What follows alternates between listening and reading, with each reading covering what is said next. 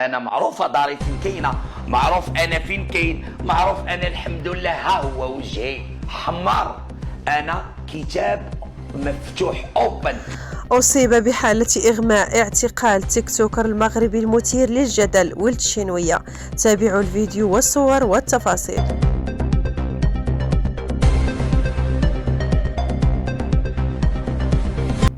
علمت أخبارنا المغربية من مصادر متطابقة أنه تم اعتقال تيك توكر الشهير رضا بوزيدي المعروف بلقب ولد الشينوية من داخل قاعة محكمة الاستئناف بالدار البيضاء مساء اليوم الأربعاء، وذلك على خلفية اتهامه بالنصب والاحتيال والإخلال بالحياء العام. دابا نحط لك انت صوتك تقول ديك الهضره اللي قلت انا، اللي قولتولي انا، تقدروا نتوما تقولوها دابا انت وداك الشعبي هادوك كاملين.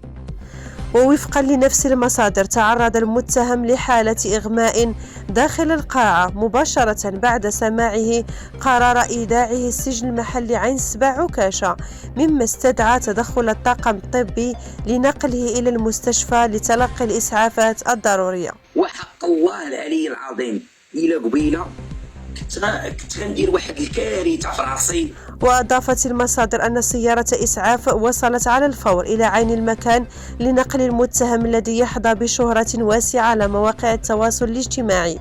وفي سياق متصل يواجه ولد الشينوية اتهامات أخرى خطيرة تتعلق بالاتجار بالبشر بعد أن تقدم أحد الأطراف بشكاية للفرقة الوطنية للشرطة القضائية بالدار البيضاء. وأفادت المعطيات المتوفرة أن الشكاية جاءت على خلفية تسريب شريط صوتي منسوب للمتهم يزعم أنه يعرض خدمات جنسية لفائدة عملاء خليجيين، ما أثار استنكارا واسعا. جوج خارجين، ولكن أنا غنصيفط لك تصاورهم إلا بغيتي وحدة فيهم، نصيفط لك حتى الأولى ونصيفط لك القالة بخور. شوف البنيات كاملين عندي راه ظريفين وانت تجربي. وذكرت مصادر أن السلطات قامت بحجز الهواتف الشخصية للمتهم لإخضاعها لخبرة تقنية معمقة بغية التحقق من صحة التسجيل وكشف أي أدلة إضافية تدينه. وتأتي هذه التطورات في ظل متابعة واسعة من الرأي العام الذي يطالب بتسريع التحقيقات واتخاذ الإجراءات القانونية اللازمة إذا ثبتت صحة الاتهامات الموجهة إليه.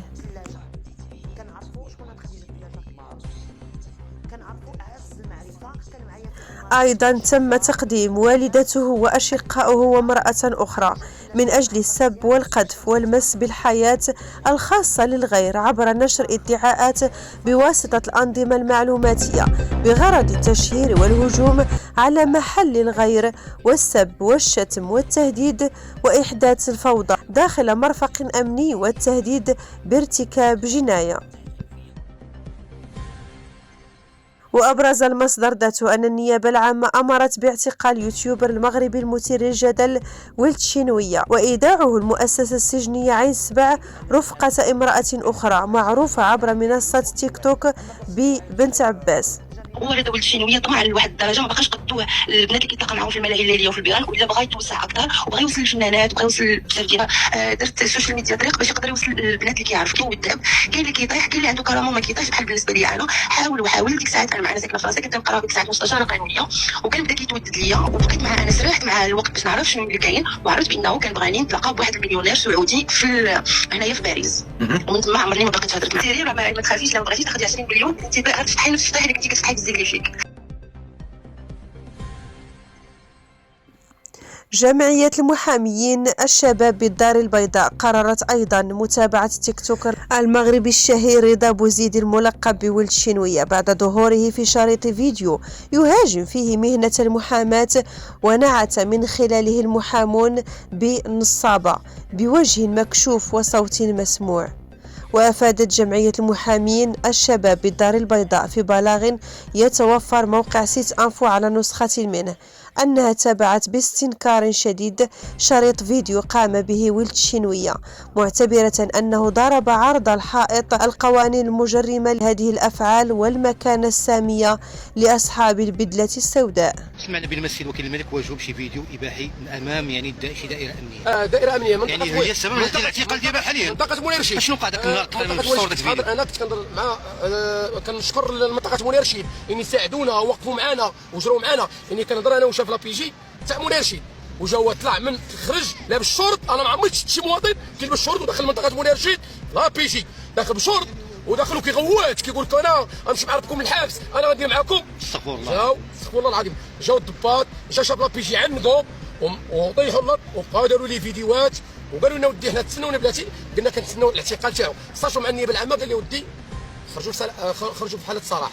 كنكتشفوا حتى السيد خارج ودار هذاك الشوشره ولا بالشرب وخرج. ما فهمتش، ما عرفتش انا شنو كاين.